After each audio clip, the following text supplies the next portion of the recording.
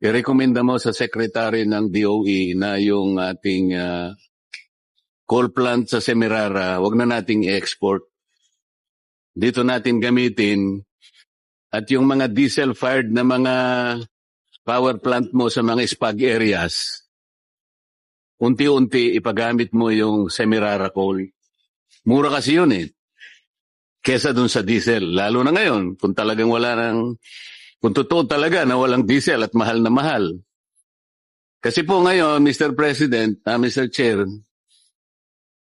kung bakit naman meron tayong sariling coal, bakit natin ina-export, ba't di natin gamitin? Ang palagi pong kinakatwiran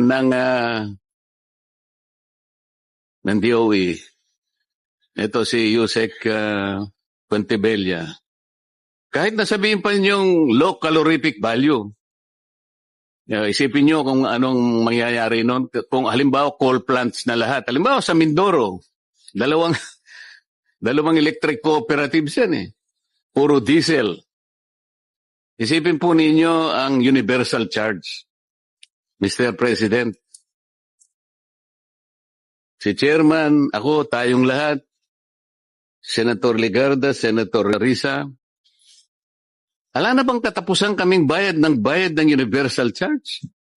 Ganun po ang nagiging sistema natin ngayon.